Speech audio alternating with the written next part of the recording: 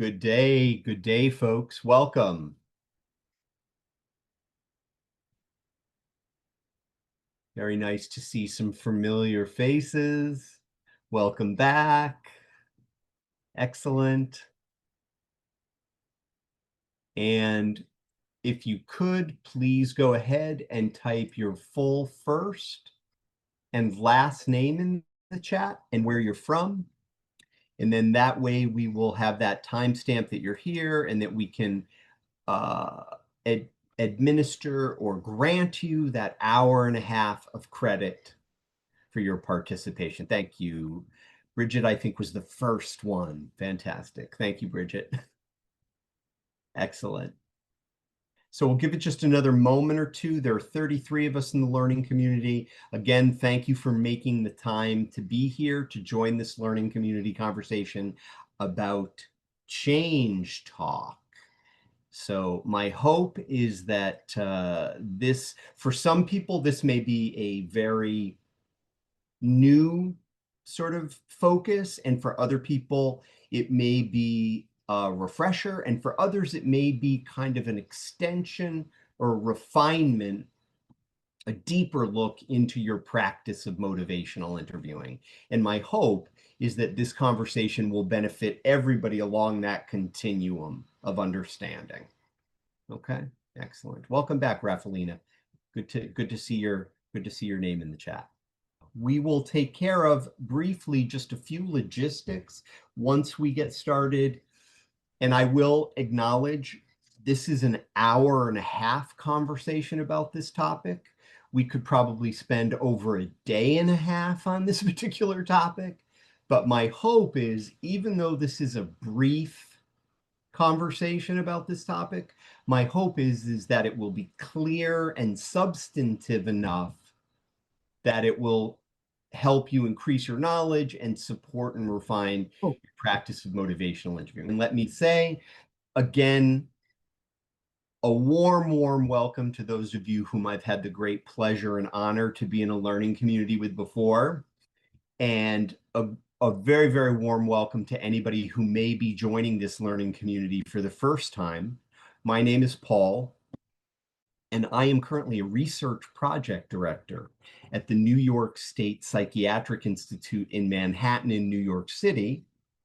And I'm really fortunate to be a senior staff trainer and curriculum writer for the Northeast and Caribbean Addiction Technology Transfer Center, a social worker by training and a graduate of Hunter College School of Social Work, and began my social service career providing direct services to people living with HIV and AIDS in 1991. And I did that exclusively until about 2003 as I started to get my clinical training. And then I decided to change the focus of my work specifically to workforce development through training, technical assistance, curriculum development in the field of substance use. So that's how I'm very fortunate to end up to be a part of the New York State Psychiatric Institute and the Northeast and Caribbean Addiction Technology Transfer Center. So again, thank you for making the time to be here. I'm going to show my first slide. So again, welcome to this conversation specifically focused on a particular element of the evidence-based practice of motivational interviewing. And that element is referred to in the practice of motivational interviewing as change talk. And the essence of this conversation is to communicate a primary idea. And I'm going to say it here even before we look at the purpose or the goals or the learning objectives. The thing I'd like you to really consider here, and I'll probably say it several times, is that when we are intentionally practicing motivational interviewing, this is this evidence-based method of communication that specifically can help people to strengthen their motivations around a particular behavioral change that they're considering. And it's an extraordinary way of engaging in conversation with somebody to give them the space to consider the change and both sides of that change as they consider it. Because there's probably a part of them, if they're in the state, in terms of stages of change, of contemplation, where they are, yeah, maybe this is something, or people have told me, and I'm kind of thinking maybe this is something that I want to change. And then there's another part of them, both parts are normal. you know, I don't really want to change, and I don't really believe I can change, and there's really no reason for me to change, and I don't really need to do this. So those two parts, the practice of motivational interviewing, when it's focused on a specific behavioral change goal, those two parts are valuable verbalizations or statements or words from the person that are considering change. And what I want to say about our conversation today is that the particular element of that person's change talk is the motor or the key that actually fuels the effectiveness of the evidence-based practice of motivational interviewing. Now, I know that may sound like a pretty bold statement.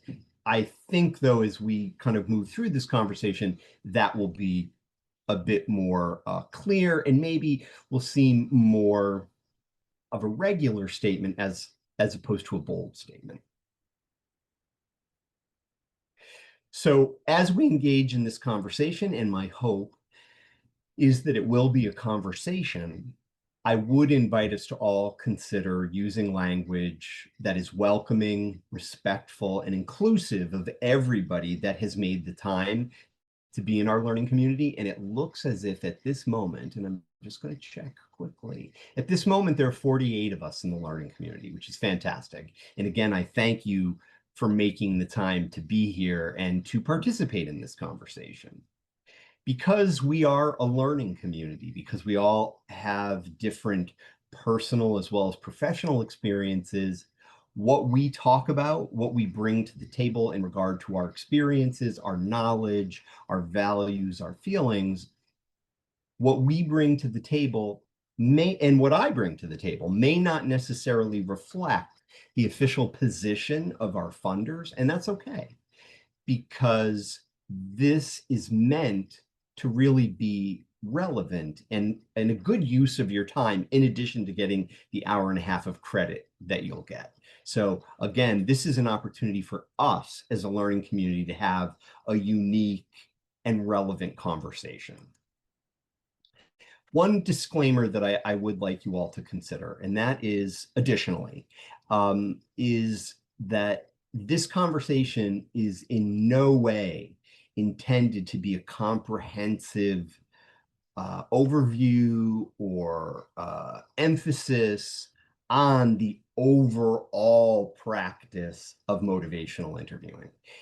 It is intended to narrow in on a particular essential component of this evidence-based practice, which is called change talk.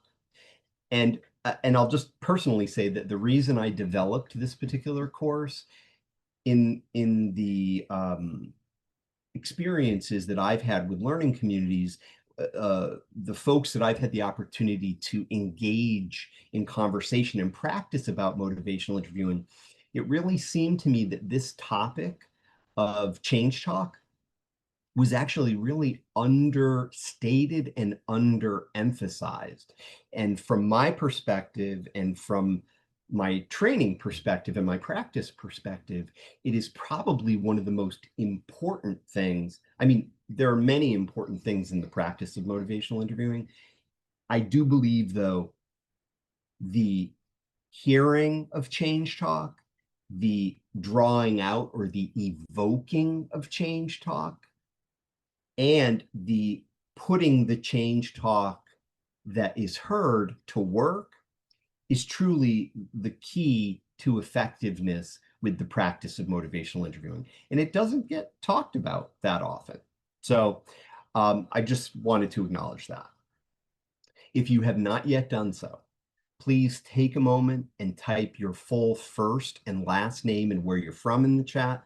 If you are sharing your computer with anybody, please do also type their full first and last name in the chat. And when I say sharing your computer, what I mean is if they're also participating in the training with you, if they're joining you, but you're both at one computer, we just want to make sure that everybody who's participating in the training and stays for the full hour and a half gets credit for that. So please type your full first and last name, their full first and last names if they're participating with you in the chat. Where you're from also would be greatly appreciated. There will be a brief evaluation at the conclusion of our time together.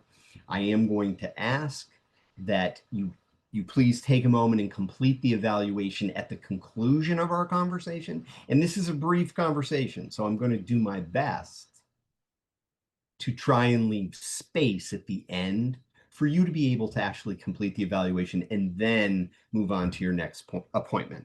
As many of you know, sometimes I'm successful at that and others I am not, but I'll do my best to be successful today. A couple of final guidelines that I'm going to ask you to consider is if your camera is working, if it works for your particular context and your particular learning style. If you're able to activate your camera, please be on camera and be on camera for the full conversation. If you need to step away, don't hesitate to do that. Just send me a direct message and let me know you're going to be right back. If for some reason, and whatever that reason may be, I certainly respect, but if for some reason you're not going to be on camera today, and I hope you will be if you can, but if you're not going to be on camera, please do send me a direct message and just let me know you're not going to be on camera. And please don't let that stop you from participating in the training. You can use the chat, you can unmute, you can jump into the conversation. Speaking of jumping into the conversation, I'm going to ask, because there are 51 of us, that you remain muted until you have something you want to say, comment on, react to, share information. If you do that, if I'm in mid-sentence, do not hesitate to interrupt me and just say, hey, I'd like to add something here. You don't need to raise your hand. You can interrupt me. I welcome that. What I would ask, though, is if one of our colleagues, let's say Eula, has the floor and she's making a point, I'm going to ask that nobody else in the learning community interrupt her or anybody else. So feel free to interrupt me, unmute, say what you ask your question, share your reaction, add information, but please do not interrupt each other. Let's offer each other the respect of listening to what somebody has to say and letting them be uninterrupted in what they're saying. And then the final guideline I'd ask everybody to consider is if you would be willing to make I statements. I had this experience. I was trained this way. I believe this. I feel this way. So those are the guidelines I'm asking you to consider. I'm going to advance to the goal, and which I've kind of alluded to already anyway, but I'm going to stop sharing the slide for just a moment. Can everybody agree to those guidelines as stated? You can wave, nod, throw money, whatever works best for Virginia. Excellent. Good. Good to see you, Virginia. And good to see you, Antonio. Thank you for joining us. Well, welcome back. Welcome back. And it is really an honor to see so many familiar faces, and certainly to welcome new people who are joining the learning community. Thank you. Thank you, Christina. That was a lot of hands. That was great. A lot of thumbs up. Fantastic. So I'm going to share my screen again, and we are going to just walk through a couple of things. And for those of you who are sending me direct messages about the camera, that's great. Thank you. Much, much, much appreciated. But again, don't let that stop you from participating and joining in the conversation, sharing your voice, if indeed you'd like to do that. I've said this already, but I will repeat it. The primary goal of this course is threefold. And again, we could spend a whole day and a half on this, but we're not able to at this particular time. It's to establish in some way the centrality or the importance of this particular kind of language change talk to the practice of motivational interviewing. I do also want to spend a little bit of time about how to evoke change talk, how to draw it out. And I'll acknowledge at this point, and I know many of you know this, but I want to acknowledge this,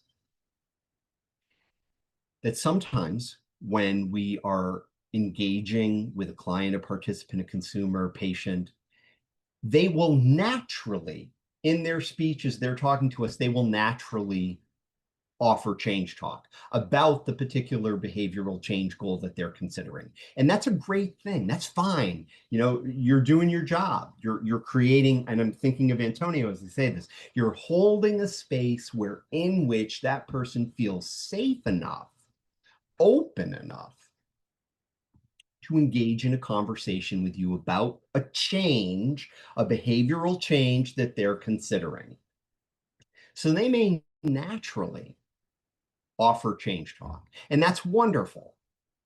And if they do, that relates to the third goal of our time together, which is simply that if there's change talk present, whether it's naturally occurring change talk, just as a result of the rapport, the safety, or the trust that they may feel with you, if that change talk is naturally occurring, or because remember, part of the practice of motivational interviewing is an intentional, technical use of skills in a particular direction.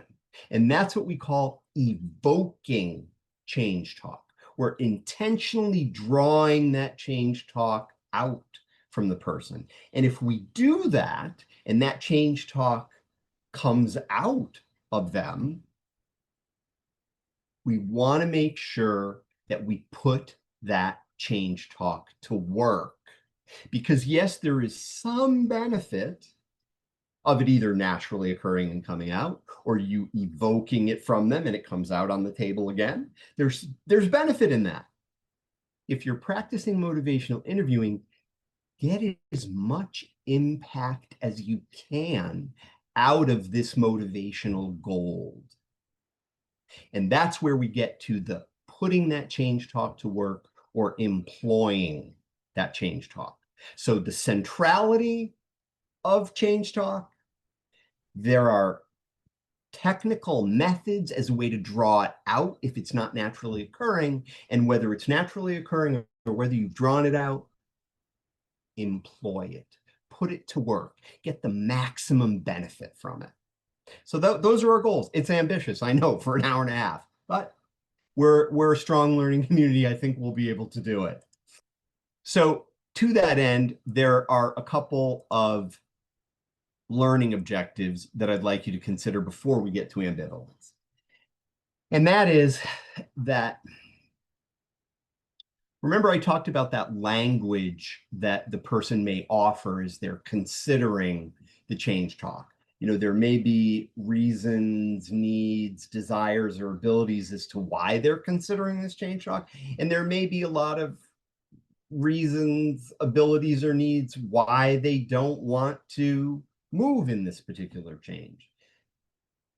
Essentially, what we're talking about is the language of ambivalence. And we're going to say a little more about that. And there's definitely a relationship between ambivalence and the practice of motivational interviewing. There are two types of change talk.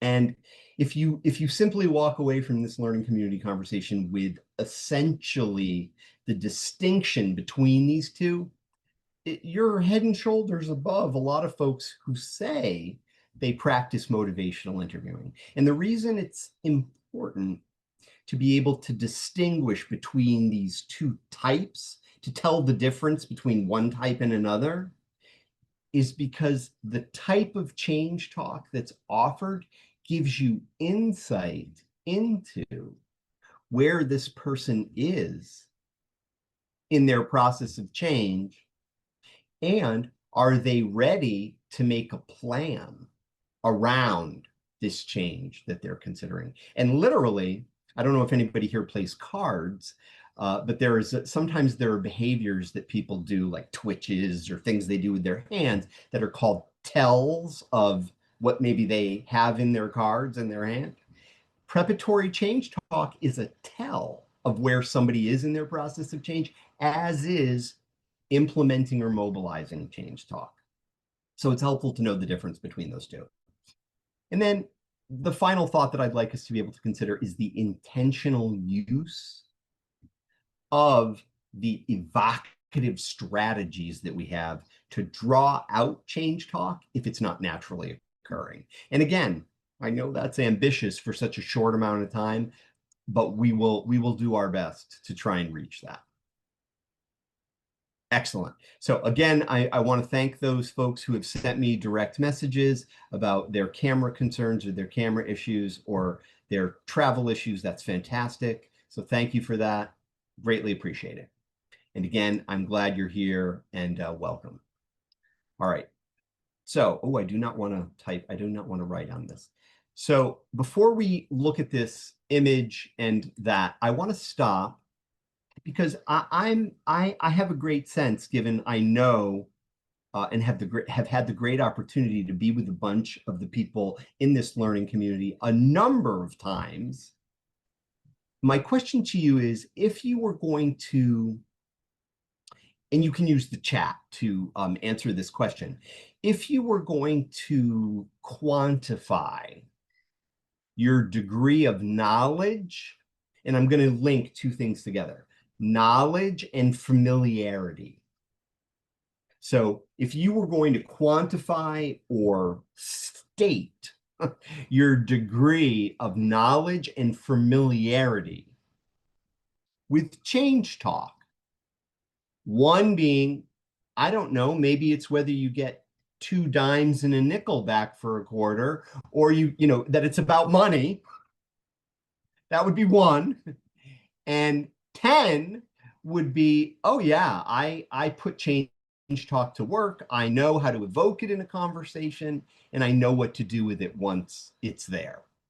So I'm just going to ask you to self-rate. Yeah, Bridget's weighing it out in her head. I'm just going to thank you, Bridget. The visual is worth 1,000 words. I'm just going to ask if, Antonio writes 8.5, Chelsea 8. Fantastic. So please, there are 54 of us together. Please put in your familiarity with change. I saw a 5, which I often call the Switzerland of change talk, because it's kind of right in the middle, which is fantastic. Sonia's got a Switzerland there. Fantastic. All right, 7, 5, Jasmine a 5. I think that was Jasmine. Rebecca. Yep. Fantastic. So far, and I could be missing something because there are a lot of people in this learning community, but I'm going to quickly scan again. So far, and wherever you are is completely fine. There's no, no judgment. Eula says 8, fantastic. No judgment whatsoever about where you are. It's just an opportunity for you to self-assess. So it looks like, at least from what I can see, and I may have missed you, and if I missed you, let me apologize. But from what I can see, it looks like there's nothing under a 5, which is extraordinary. It's really extraordinary, and we're very fortunate. And even if there was a -1, that would be great too. So there's no judgment about what number you've rated yourself. What I am going to ask, though, is if a few of you, just as a way of moving into ambivalence, if a few of you would be willing to unmute and share with the learning community what your thoughts are about what's most important about change talk. In terms of your experience, how you would frame it, what's most important about change talk. And Chelsea, you're the first person I see, so go right ahead. All right, so I immediately think of the stages of change, preparation, all that stuff, all that good stuff. Okay.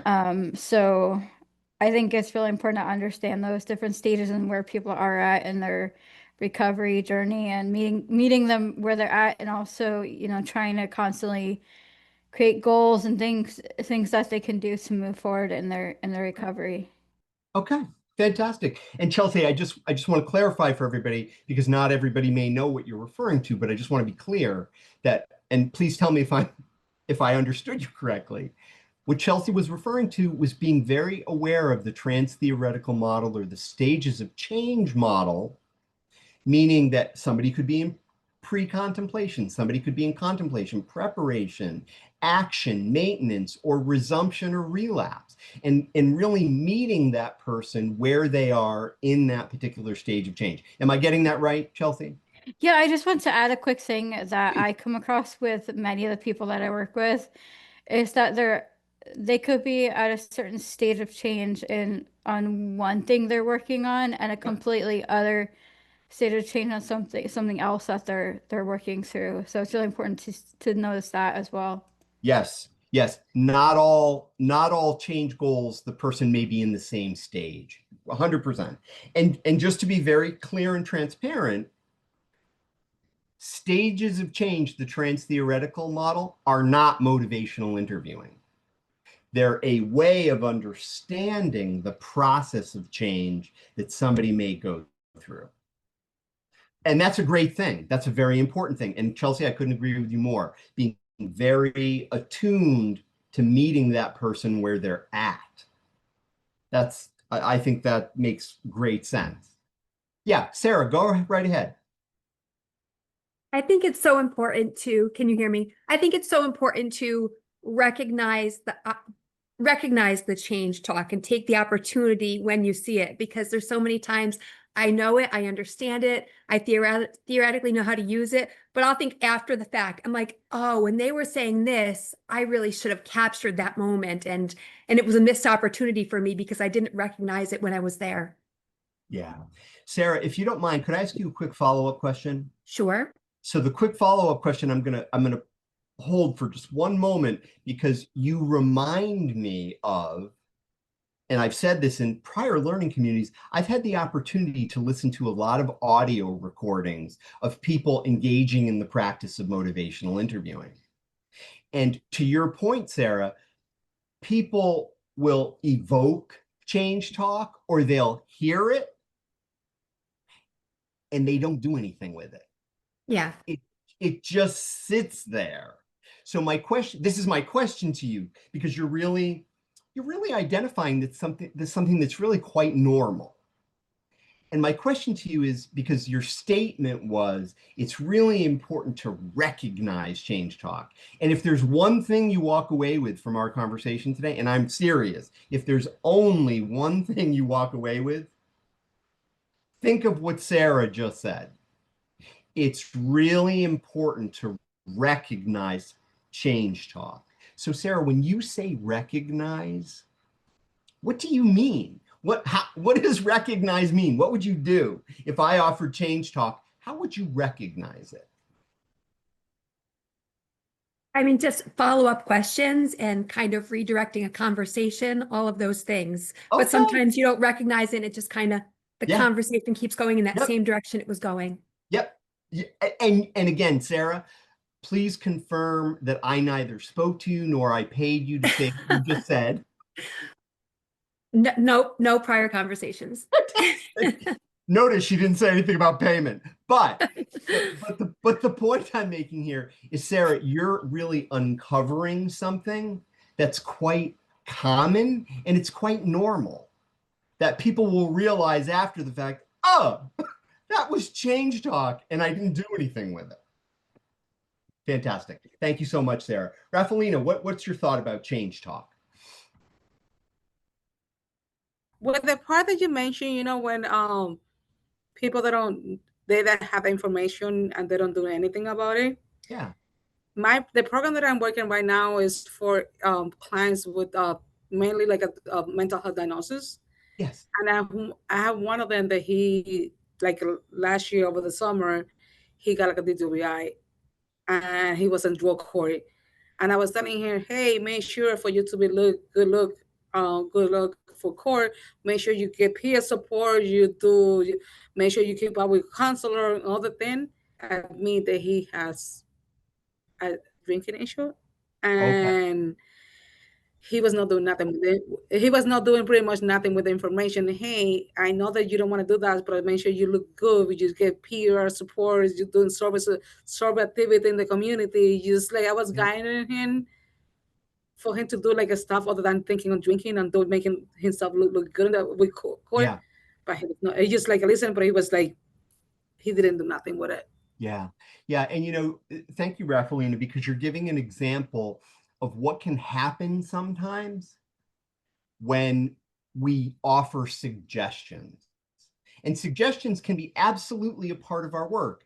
And to Rafaelina's, true story, you can offer suggestions that are really intended to help that person and I like the word you used, Rafaelina, to guide that person.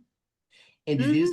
it is possible that that person's going to do nothing with those suggestions. Absolutely nothing. And to me, this is where motivational interviewing as an evidence-based practice, a method of conversation, can be so helpful. So very helpful. Because there is a way, because I'm sure many people in this learning community are extremely knowledgeable. I'm also fairly sure that just about everybody in this learning community today is really caring.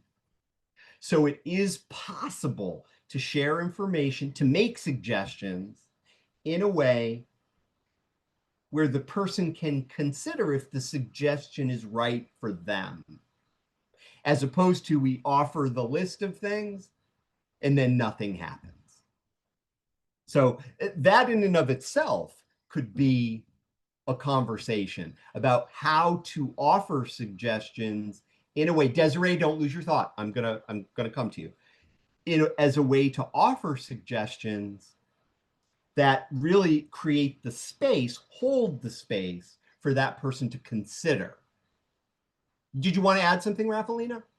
Yeah, and he was like so argumentative, even about him, like, no, I don't need this, I don't need this. Yeah. But even my job is not like required to have the case out, case IT. I when I did talk, and I do have my case IT and creation by the state, keeping his like he just kind of stay quiet because it's like a determinant. I don't need this. Say, hey, I'm credentialed. I work in the field for so long.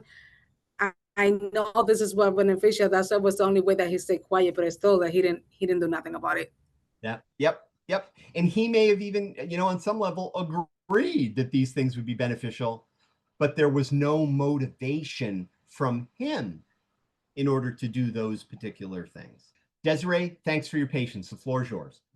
Oh yeah, I just wanted to I was just going to jump in and say that I think the important piece for me for motivational interviewing is that knowing that motivation is hard for all of us in everyday life, right? So just having that tool to let them hear themselves with that change talk is very important. Like when you hear it in your own words, how you're changing and how things are different and how things could be different, I think that is the really important piece that makes a difference.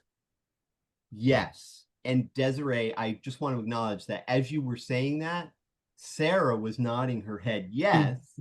And I want to make a connection between what you just said and the importance of what you just said to what Sarah said about recognizing the change talk, because that's one of the beneficial outcomes that can happen when we do recognize the change talk. And let me be very specific.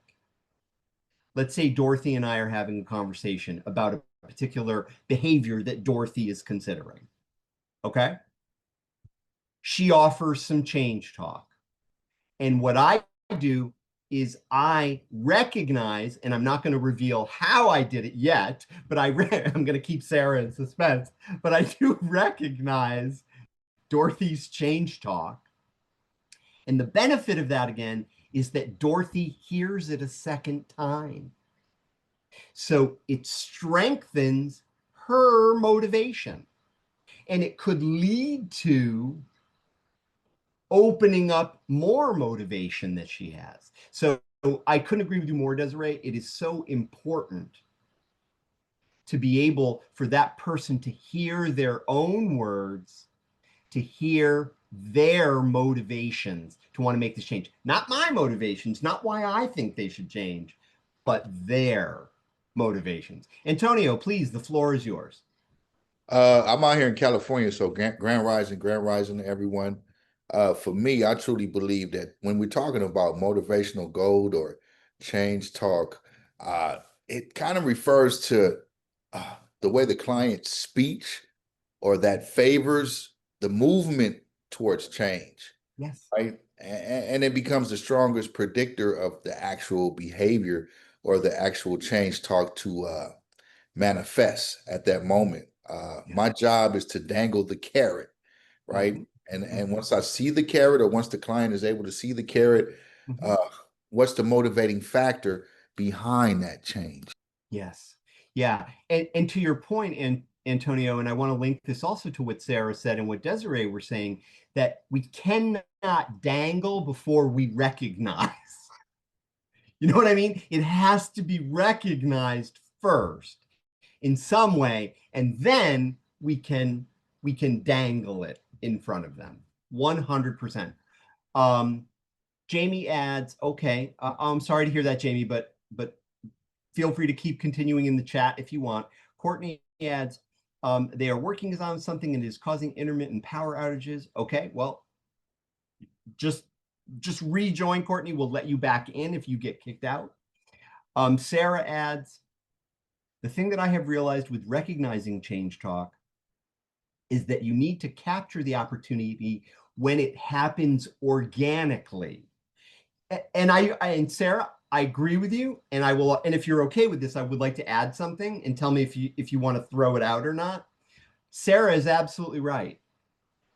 There is great skill in being able to capture the opportunity of the change talk as it's happening. Sarah's absolutely right. And I know you wrote something else there too, and I'm going to read it. The other thing that I would add to Sarah's piece, and I hope she'll accept it, is that when we intentionally evoke change talk, which is not organic, it's technical. It's absolutely technical. And that's not a bad thing. When we technically and intentionally evoke change talk, we also want to do what Sarah just said. It's necessary to capture it at the time of its offering. And there is power in that, Sarah. You're absolutely right. And it can be when it organically appears or when we technically evoke it. So you're absolutely right. So Sarah goes on to say, I have realized it too late and tried to bring it back up, and it does not fall the same way as when the client brings the change talk up themselves. Yeah, there is something that's lost. And I will also say, Sarah, you have also uncovered one of the ways we recognize change talk. And again, we do want to get it in that moment if we can. Sarah is also acknowledging that change talk can be composed together and we can summarize it and hand it back to the person. And that is a skill too. And yes, it doesn't fall the same way, but think about what Desiree said about giving them the opportunity to hear themselves. They offer the change talk. Either we evoked it or it naturally occurred. We put that change talk to work in that moment. So they're hearing it again a second time. And then we added in a summary at the end. They're hearing it 3 times. That's how to strengthen somebody's motivation, folks. So Sarah, you understand it instinctively that summary is one of the ways that we can recognize and grow change talk. There are 3 other ways too, and we're going to get to those. But summary is one of the 4 ways we can put change talk to work in the conversation. Chelsea adds, I also think about growth mindset versus fixed mindset. Yes. Courtney adds, Jamie and I are here in the same office. Okay. Antonio adds, in my opinion, the more a client argues for change, the more likely the change will occur. I want to repeat what Antonio wrote again, because there's great wisdom in what he wrote. in my opinion, he's making an I statement. The more a client argues for change, the more likely the change will occur. Meaning that they are coming up with their arguments as to why they want to change, why they need to change, what their ability is to change, or what their desires are to change. And Antonio is very skilled at motivational interviewing and is very knowledgeable as well. And he's also indirectly acknowledging an essential truth about the evidence-based practice of motivational interviewing. And it's simple. The truth is, the more change talk that person offers about the change they're considering, the more likely that person is to move toward that change and toward commitment language. Antonio is boiling down in a very distilled way the essence of what the research of motivational interviewing tells us. More change talk means more likely to move to Brian saying, I am going to do this. I will do this. These are the plans I have for doing this. And these are some of the things I've done already. So keeping that in mind, Chelsea, please, the floor is yours. Sorry, I just want to briefly say that I facilitate meetings for this organization called Smart Recovery, and one of our tools that we teach is actually called the Change Plan Worksheet. So we identify what change they want to make, why they want to make it, steps they can do to make it, obstacles to change, how do I know if it's working, you know, all of that good stuff. Yep. So I just Yep. wanted to mention that. Thank you, Chelsea. And given what Chelsea just mentioned, let me point something very specific out in terms of what Chelsea is saying.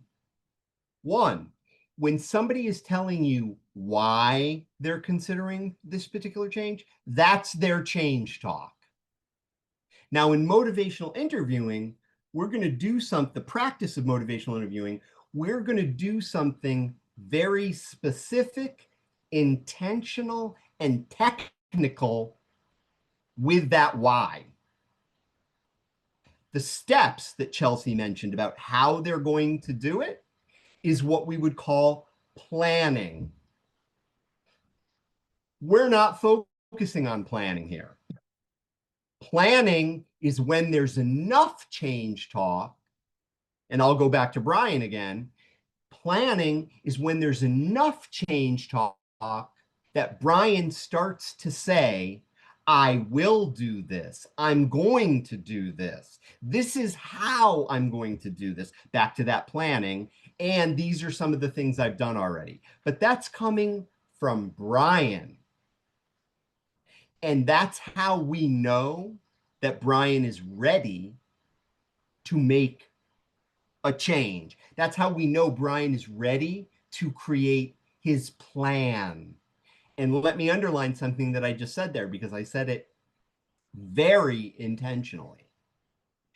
His plan, not my plan. His plan.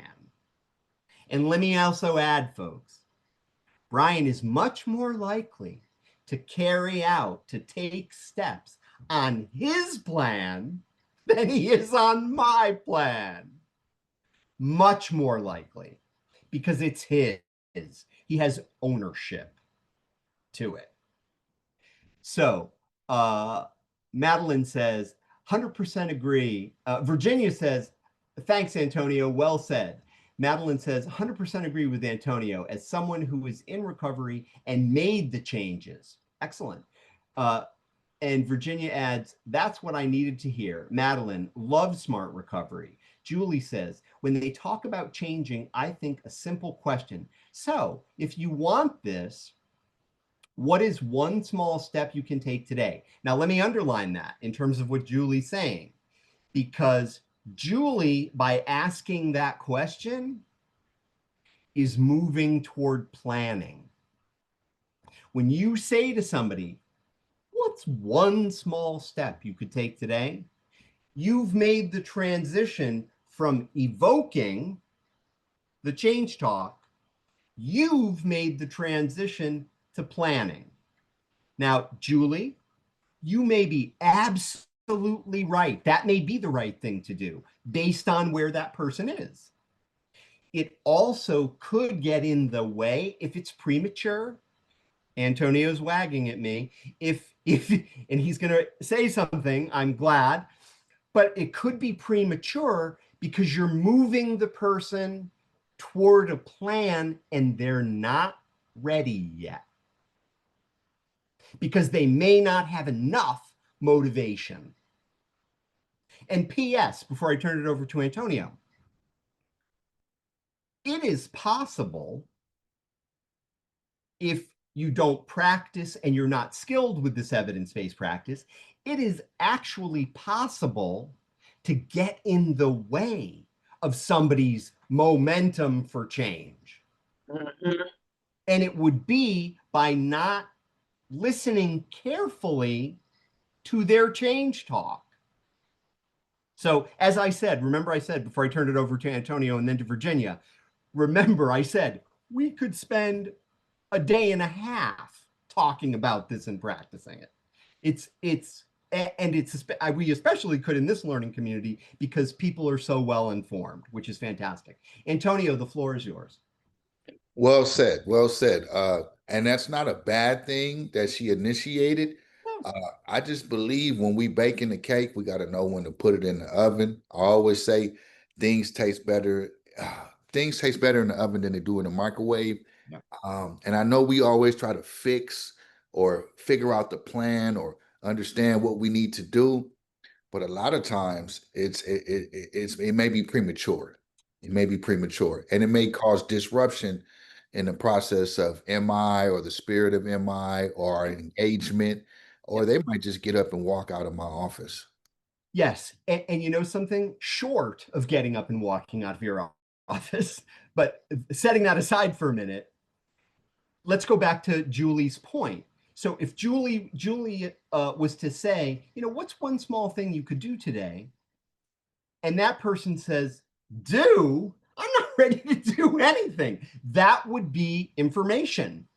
And I'm sure if the person said that to Julie, Julie could course correct. She could go back to, can I evoke some change talk, more change talk from this person? I've realized this person isn't ready to plan yet. So Julie, I see you have your hand up. I'm just going to check in with Virginia quickly and then we'll come right to you, okay? Is that okay? Okay. Virginia, the floor is yours. Hi. Antonio, when you said in your comment, the more they argue for it, that word argue for it hit me. 'Cause how many trainings have I taken on MI with you, Paul? Like 5 or 6? I don't know, 7. Yeah. And I was sitting in here thinking, the change right now is me. I'm like, in action step because I'm here. But what I think I do is when I do this work, I can spot change talk easily and well. But I worry that I roll into trying to help that helping, not fixing it stuff. And so I'm thinking of a particular patient I'm working with. I've got a second job now in a methadone clinic. Okay. And 2 weeks into the start of her 3rd week in an IOP program, she finally brought up a big thing. And then immediately, as soon as she said she wanted this change, then threw up all the barriers and the roadblocks. And I didn't think about taking the other side and letting her defend it. And that word argue was like, yes. So all I have to do is turn it around. And if you don't do anything, you're going to keep staying where you. Yeah. So if I leave here with nothing else, that pearl is going to help that woman and help me help that woman, I hope. Fantastic, Virginia. Thank you. And I want to link what Antonio said and what you just said, because Yeah. I'd like everybody to walk away with this, because you and Antonio are absolutely on the money. And that is, folks, that when somebody offers change talk, okay, when you evoke change talk from that person and they give it to you, they are arguing for their change. Right. Simply by giving the change talk. Because if they're giving the sustain talk, they're arguing for staying the same. Okay? So the change talk, the verbalization of their change talk is their argument for their change. Excellent, excellent. Julie, the floor is yours. I've used your name in your example so much, it seems appropriate that you would now say something. Go ahead. Thank you. Yeah, just the asking, okay, so what is something you can do to move in that direction? I'm just thinking back to my early recovery and coming out of like years and just having brain fog. Yeah. And feeling very overwhelmed with I was ready to change, so that was there. And then someone guiding me like, well, what's just one simple thing you can do? Kind of like it made it okay for me to just take one thing at a time. And it was like, oh, it's okay. I don't have to figure it all out right now. Yes. It's just breaking it down, like one really simple, like, task, or even just an affirmation, whatever it is. That I guess that that allowance just made it simple and easy for me to start moving that way. So I guess that was, I do agree with the whole where you're at and it being the right moment for someone, to before you start planning. But yeah. And Julie, you're making you just actually, by what you just said, by keeping it simple, you actually made 3 really important points. And point number 1 is, if you think about it, folks, and you think about it for yourselves when you yourself maybe have made a change, and clearly, Julie, from what you've said, you've made a huge change in your life. And it's probably fair to say, and please tell me if I'm mischaracterizing this, it's probably fair to say that the huge change that you accomplished and accomplish on a daily basis, but that huge change that you accomplished was accomplished by hundreds of little tiny changes that all added up and built on top of each other. Is that fair? Yes.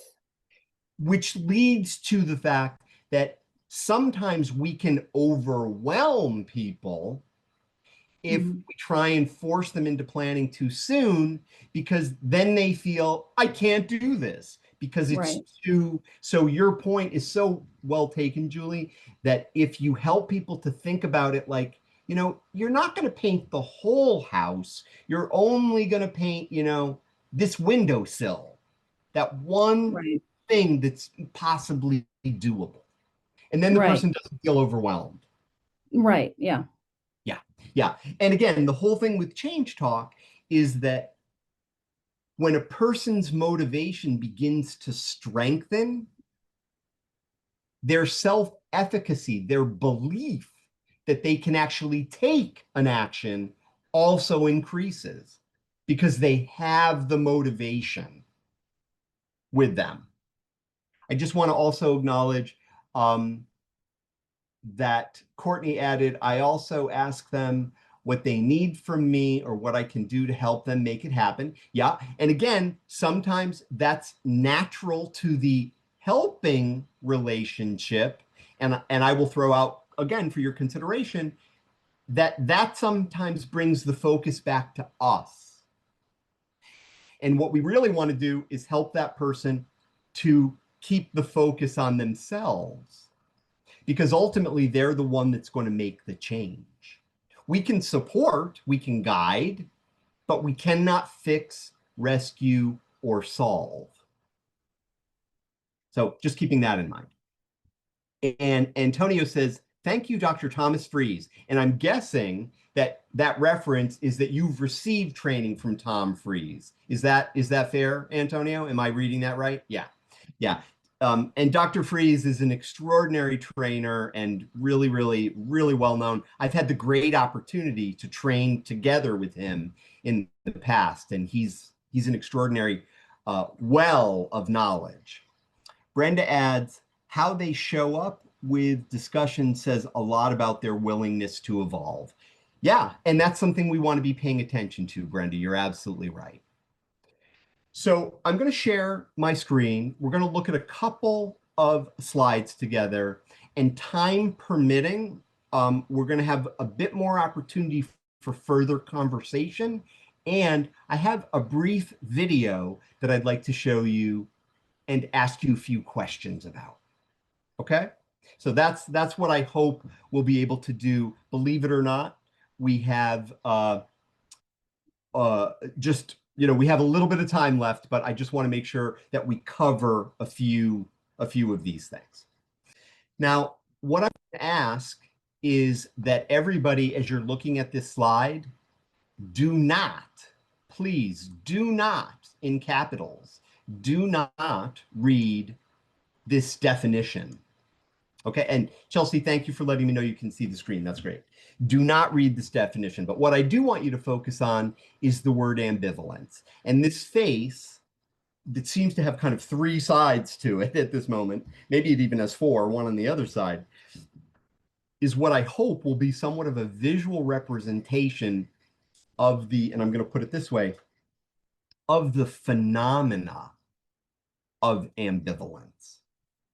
And what I mean by that is that oftentimes when a person is thinking about a behavior change, when they're considering a particular behavior change, as I said earlier, they're of two minds or several minds about that behavior change. If they're in contemplation, they may be thinking, yeah, this is something I'm thinking about and I'm considering it. And in contemplation, they're not taking any actions. And there also is the part of them that is, I want to keep doing what I'm doing because it's the devil I know, it's familiar. I don't have to, my life stays the same. And I also want my life to change. So that's the essence of ambivalence, being stuck on the fence of two minds, a foot in each camp, not able to move forward. That can all be part of ambivalence. And I'm going to ask, if you've ever felt ambivalent at any time in your life, you don't have to tell us what it was about, but if you've ever felt ambivalent at any time in your life about anything that of two minds, stuck, I don't know which way to go. If you've ever felt that, type the letter Y in the chat.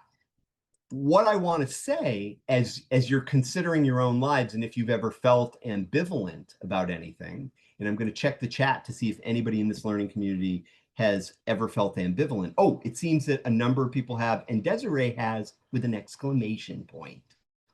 And she's not alone in that. Isabella also put an exclamation point. And Chelsea also adds, we make thousands of choices every single day.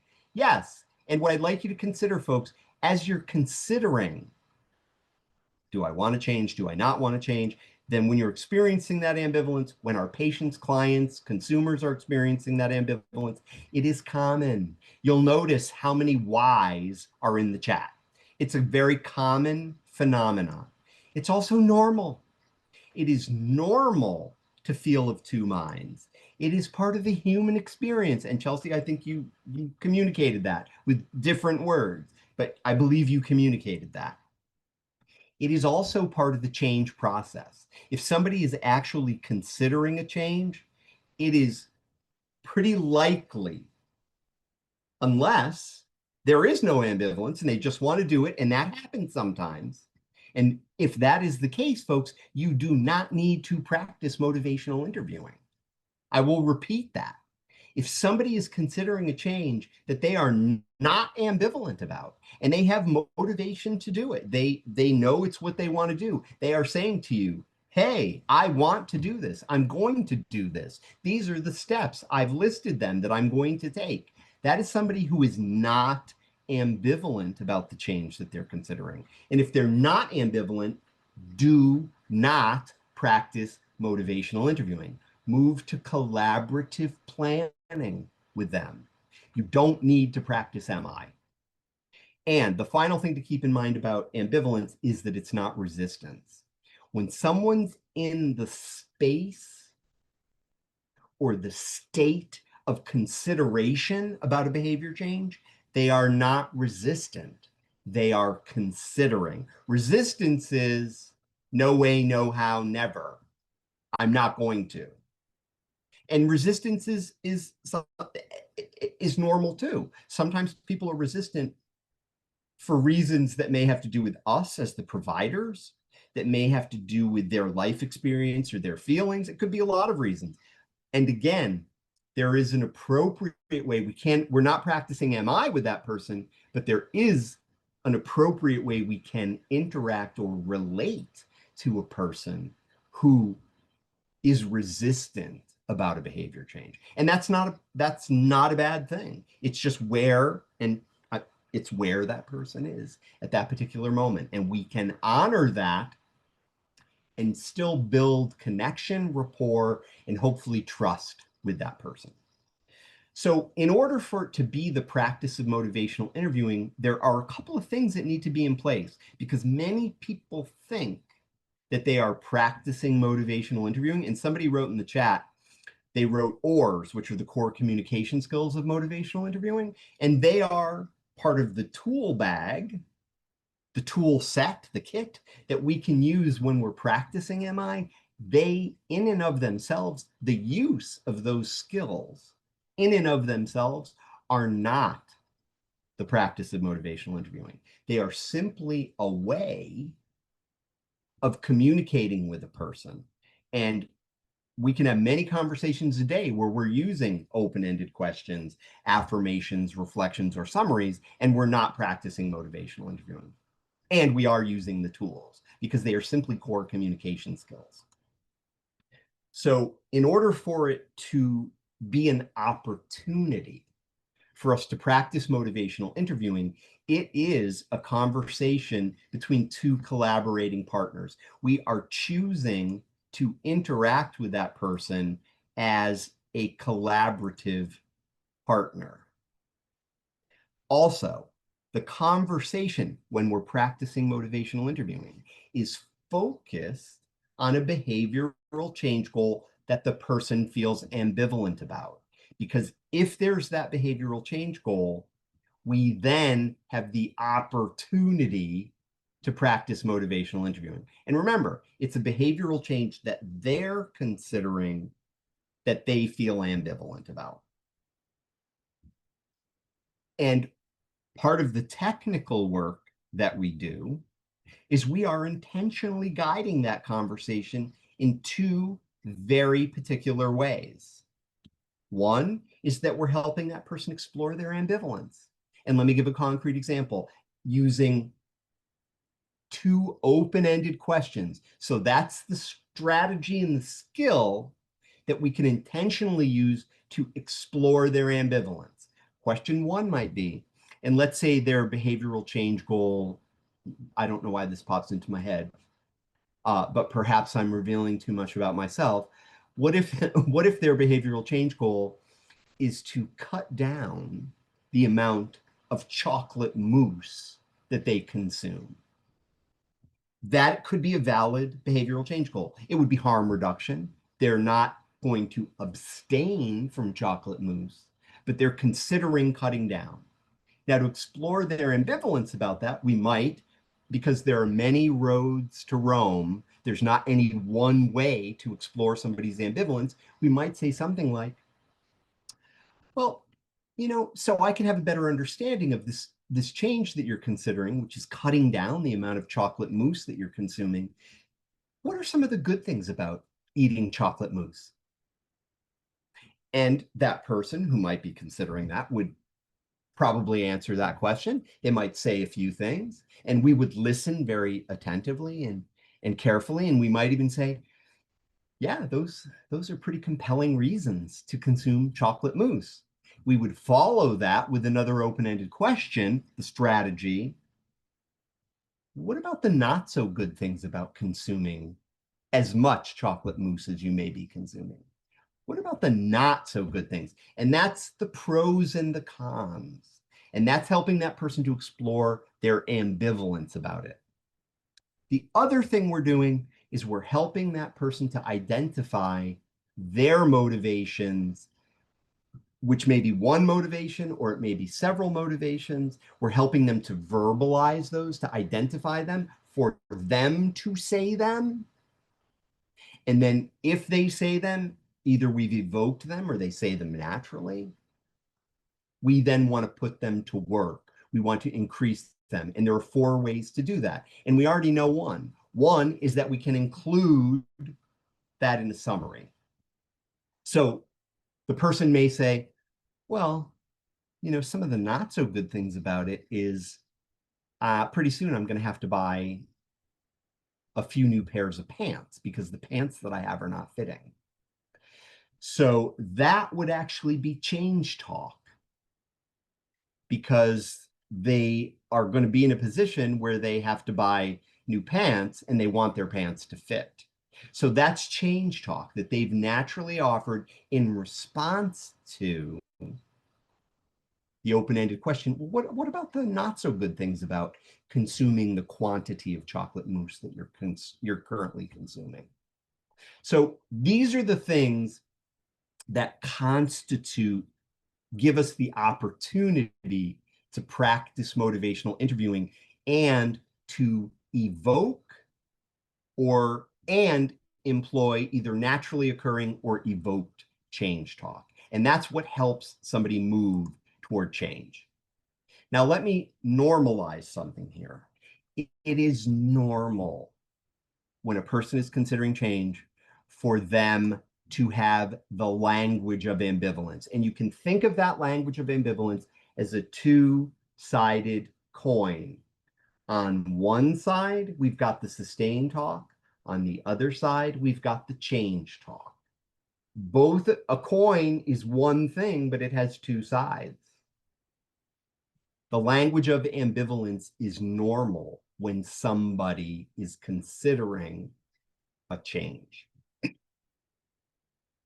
We know that sustain talk is anything that the person says, the person who's considering the change, anything they say that maintains or keeps in place, and I'll use the example, the amount of chocolate mousse that they're currently eating. That is sustain talk. If that person was to say, well, you know, it's my favorite dessert in the world, and every time I eat it, I think about the time that my favorite cousin and I were together in France, and we each got chocolate mousse, and it was a glorious day, and we really, really were enjoying each other's company and eating that chocolate mousse together while we were, you know, sitting in Paris at a cafe. That would all be change talk. I mean, sustain talk. And that would be normal. It would give us great insight into where that person is coming from. I made that up, by the way. I was not in France with my cousin eating chocolate mousse, but it's a good example. Anything that would keep me in that moment stuck in eating the amount that I'm eating would be sustain talk. The change talk would be what I say about the impact on my health, the impact on my clothing, the impact on my self-esteem. So all of that would be the change talk. And the change talk is the part we want to explore more deeply, and the part that we want to make grow, and the part we want to put to work. Yes, satisfaction. And Chelsea adds, in Smart Recovery, we do what's called CBA, the pros and cons to using and not using. Yeah, and that's what are some of the good things about using? What are some of the not so good things about using? And that's great because that can help you to understand the person's ambivalence. And the thing that I want to underline and why I stopped sharing the screen for a minute is because I want to underline, you know, the story that I told you about being in France with my cousin eating chocolate mousse on a beautiful day and enjoying each other's company? We know that's the sustain talk. It's not a bad thing. It's not something that we want to criticize. It's also not something we want to summarize completely, because we are selective when we are practicing motivational interviewing. So if we were going to acknowledge that I said that before I got to the change talk. How could I ignite? Yeah, absolutely, Barbara. We cannot judge them, and we of course don't want to, 100%. But if we were going to acknowledge the fact that they said that, how could we do it without making it grow?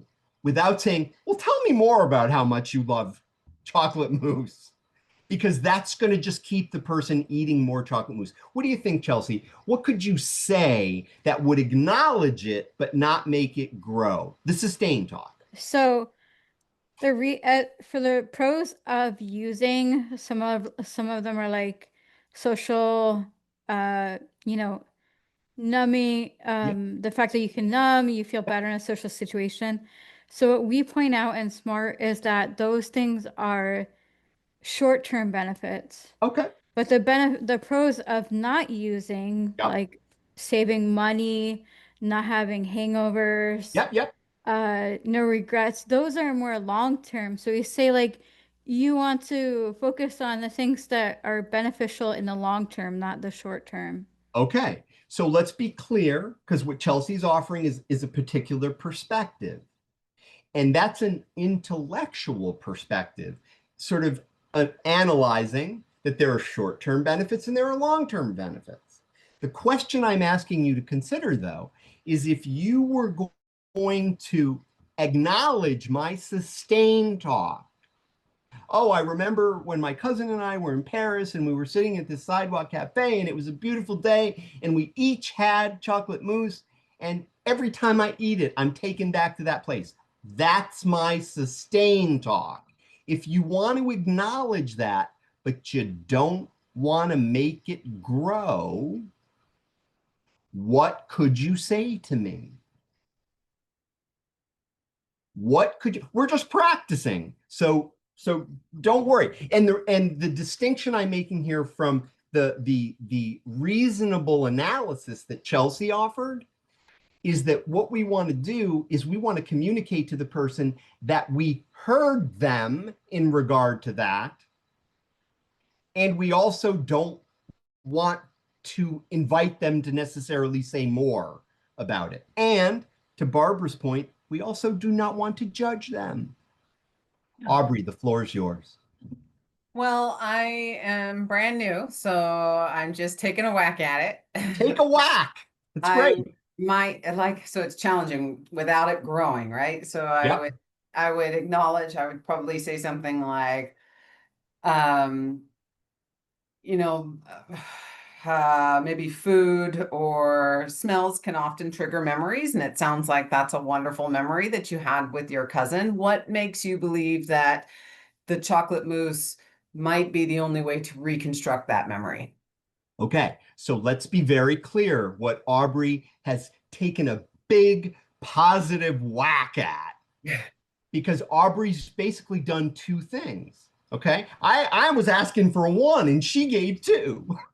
So thing one that she did is she offered a beautiful reflection of what I said, but not a reflection that says, you know, tell me more about how much you love chocolate mousse. Okay, but it was honoring what I told her, and then she followed it up with an open-ended question. So that's, you did two things, Aubrey, two things. And one thing I will just point out about Aubrey's open-ended question is that it's starting to go toward planning. And we are programmed to go toward planning. What I'm asking you to consider is go toward strengthening motivation before going to planning. Now, Aubrey, who took a huge risk, went out on a limb, gave it an incredible whack, hit a home run when she said, you know, that's a really beautiful memory. That was a reflection, and that could be a complex reflection that simply honors my sustain talk.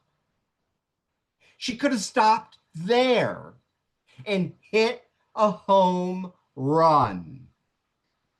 And then she could have followed it with the open-ended question. Well, you know, when you think about the chocolate mousse that you're currently eating, what are some of the not so good things about it? And that would evoke the change talk. Okay. She acknowledged the sustained talk, but didn't make it grow and didn't judge it. Beautifully done, Aubrey. Beautifully done. Yeah, really well done. That's a beautiful memory. That's an affective, empathic, complex reflection of what just happened in the moment. And now we can move toward intentionally evoking the change talk. Well done, Aubrey. So Courtney adds in the chat, do they have other positive memories with said cousin? Yes, that is an open-ended question. But again, the behavioral change goal that they're considering is cutting down the amount of chocolate mousse that they're eating. So if we go into, well, tell me some other positive memories that you have with your cousin, we've gone off the track. Because part of our goal is to keep the conversation focused on the behavioral change goal that they're considering. Desiree adds, maybe something like, it sounds like eating chocolate mousse brings back good feelings. Again, a fantastic reflection. And I would also add, Desiree, and I'm adding this kind of quickly because sadly we don't have a whole lot of time left, but I'm adding this quickly, is that beautiful reflection, just like Aubrey's, this beautiful reflection can be made even stronger, even more effective if you simply say, eating chocolate mousse brings back beautiful memories. You can leave out the it sounds like. Because that communicates to me, like Aubrey did so well, that you're right in the moment with me. You're hearing me right in the moment. And folks, the reason I'm spending a little bit of time focusing on the sustained talk is because folks often don't know what to do with that either. They'll either make it grow, they'll try and diminish it. Go ahead, Virginia, please. I was just thinking of something like, that the reflective, it was great memory. Is there anything you can do, any way you can get that nice feeling without weight gain or guilt? Absolutely. And Virginia, you are following Aubrey's plan, which is did you notice it, Aubrey? Did you notice it was the same thing? You're following. I did right off Yeah. the bat. I was like, oh no, she's going down the same road. Exactly. Yeah, it's like planning, but it's still staying focused on the goal instead of the happy memory. It definitely is. But again, if there's two things you take away from this particular conversation, take away that there is a benefit, a strong benefit, to delaying the move to planning. And Virginia, you could have stopped with your reflection. You didn't need to ask the question. Because let me throw out to you folks, if you were to offer that person your beautiful reflection, and we had extraordinary examples of them, if you offer that person their reflection and you stop talking, chances are they're going to say something. They will add to it. It could be sustained talk, but it might not be. But at least you haven't encouraged it. So having said that, again, I wish we had a day and a half. Maybe we will at some point. So I'm going to take a moment and share my slides again. And we are rounding toward the conclusion of our conversation and the excellent, excellent work that people are doing in this learning community. So thank you for that. Virginia writes, my stop button has been broken for a long, long time. Understood, Virginia. And keep coming to this learning community. It can be reinstalled and reactivated. Sarah adds, can you give a good example response that leads towards change talk with no lean toward planning. Sarah, I absolutely can. And the example that I might give, and I will build on the example that I already gave, which is, so what about the not so good things? That's an example of not leaning toward planning. What are some of the not so good things? But I'll add another one, okay? When you, this is an open-ended question. When you think about cutting down the amount of chocolate mousse that you're eating, what do you see as the 3 best outcomes of that? Another open-ended question has nothing to do with planning. It gets to why I might want to do this. So that could be another open-ended question. Again, the thing that I love about the practice of motivational interviewing is there are many ways of doing it. And the thing that I love about the practice that people are doing in the learning community today is that you're really trusting your instincts about how to approach the moment, because it is about being in the moment with the person. Excellent. I'm going to share my screen. A couple of final thoughts to consider. I mentioned earlier that there are particular types of change talk. I will just repeat that there is a type which is called preparatory change talk, and there is a type called mobilizing. Both can be remembered with the acronym DARN CATS. Preparatory change talk is the DARN. CATS is the implementing. CATS means that there's more preparatory change talk that the person is offering. Their ambivalence has decreased, and they're moving toward making a plan. DARN means we're helping them build motivation. We're inviting them to talk about their desire or desires about cutting down the amount of chocolate mousse, their ability to cut down the amount of chocolate mousse, their reasons to cut down the amount of chocolate mousse, or their need to cut down the amount of chocolate mousse. When that person says, you know something, I am going to cut down the amount of chocolate mousse, or the way I can cut down the amount of chocolate mousse is X, Y, and Z, or I cut down the amount of chocolate mousse by doing this, that, and the other thing. We know that the person's ready to plan. So preparatory, DARN, mobilizing or implementing change talk is CATS. There's a strategy that I'm sure many of you are familiar with that is called the importance, confidence, or readiness rulers. On a scale of 1 to 10, 1 being not very important and 10 being extremely important. How important is it for you to cut down the amount of chocolate mousse that you're eating? This connects with what Antonio said about the person arguing for their particular change. Now, I've included in this slide deck the steps that we go through to use these rulers. Remember, it's importance about the particular change goal. How important is it for you to change this particular, how competent do you feel that you can change this, and how ready are you to change this? And it's the specific behavioral change goal. And I included these steps so that if you want to practice this, and this is really just using a modified, intentional, open-ended question. Okay? So that is the essence of our talk today.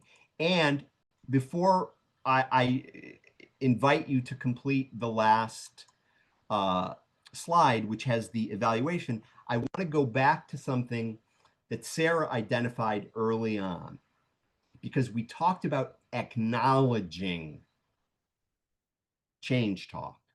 Sarah very insightfully and kind of organically brought us to that reflecting the change talk, well, actually summarizing the change talk, is one of the things we can do to strengthen it. There are 3 other things that we can do, and I want to leave you with this, and then I'm going to show you the last slide. We can invite elaboration. Tell me more about that. Tell me more about how your pants aren't fitting. Okay, that's inviting elaboration. We can affirm it. If there's a strength or an effort involved, we can affirm it. You know, you're very conscientious about the money you want to save. You don't want to be spending money on new clothes. That would be an affirmation. We can reflect it, which is simply reflecting it back to them, or as Sarah said, we can include it in a summary. Folks, thank you. Thank you so much for your time, your energy, and your focus on this particular topic. I'm going to show you the last slide. It has a QR code that you can scan on your phone, or you can use the live link that's in the chat and you can complete the evaluation that way. Okay? I really hope that we will be together again in a future learning community. And again, thank you to every one of you for making the time to be here today. Thank you so much. Take good care.